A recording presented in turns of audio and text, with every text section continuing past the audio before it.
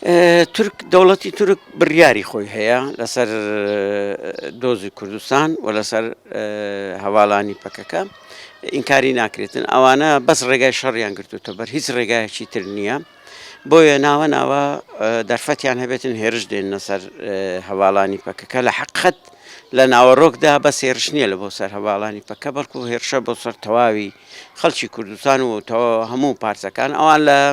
بەرنامەی خۆیان لە زمانی فەلسفەی دەوڵەتی تورک کە نابێ کورت هەبێتن کورت هەبێ ینی ئەوان نین ئەوە لێکدانەوەیان هەیە ئێستا کورت نەکەر هەیە ئێستا ئیرادەی هەیە ئێستا داخلی هاوکێشەکانی سیاسی عسکەری منتقەی بوونە لە ڕووی ئابوووریەوە لە ڕووی جوگرافیەوە لە ڕووی استراتیژەتی ناوچەکەیەوە شوێنێکی کاریگەری هەیە بۆیە تورکەکان مشەوەشن تورکەکان بە هەموو کارێک هەوڵ دەدەن ئەوەی ساحبی ئیرادەی خۆی بێ هەر هێزێکی ئیرادەخواز بێ کە بیوێ کوردستانێک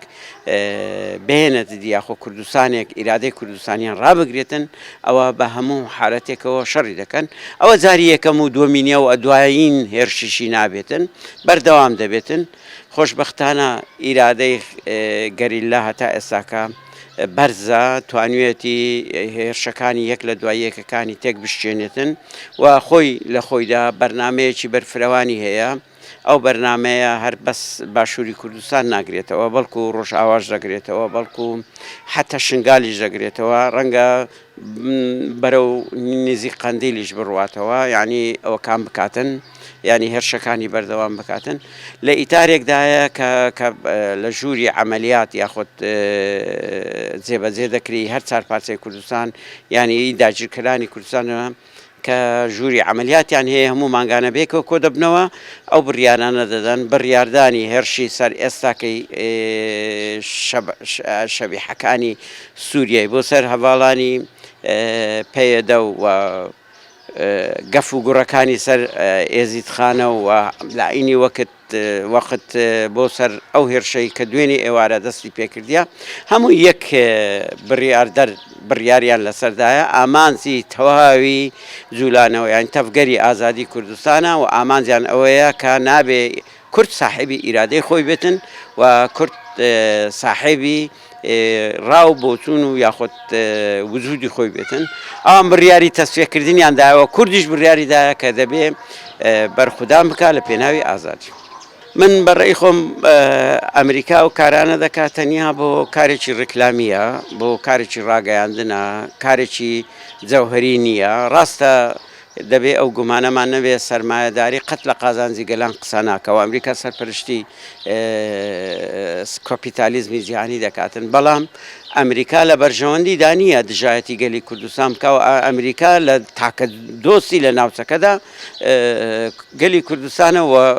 تەفگەری ئازادی کوردستانە دەبێ ئەو ڕاستیە ئەویش بەخۆی دەزانێەوە ئێمەش ئەو حقەتە دەزانین بۆیە من ئەو شتانە دەبینم شتێکی شکلیە ڕەنگە لە بۆ کۆمەڵێک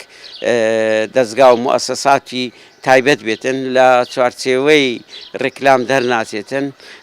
بە پێچەوانەوە ئێستاکە لەگەڵ هەواڵانی پەکەکەدا دەنیشن لەگەڵ هەواڵانی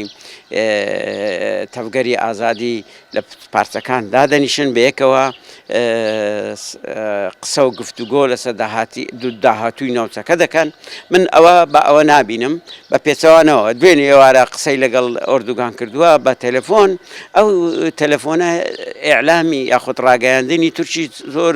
نەیتوانی گرنگیشی بدا ماناوەیە یەکان گیر نین و ئەو قسەی کە کراوە دیسانەکو لە ناوەڕۆکدا شتێکی ئەو تۆ نییە هەتا هەندێک خەڵک دەڵێن تەلەفۆنمان بۆ ئەو تەلەفۆنە کردووە کە داینەوە تەلەفۆنەکە داخراوە و شوێنیان معروفە جێگایان معروفە باوەڕ ناکەم ئەو بابەتە شتا ڕۆژێک لە هەرچەندە وەکو لە سەرەتاوە گوتم ئەمریکا جێگای گومانە ئەمریکا جێگای باوەڕکردن نییە تۆ پشتی بە تەواوەتی پێ ببەسێ بەڵام لەو قۆناغە بە هەموو ئەوزعەکانیدا لە بەرژەوەندی نییە هەر کارێک دژایەتی تەفگەری ئازادی کوردستان بکات.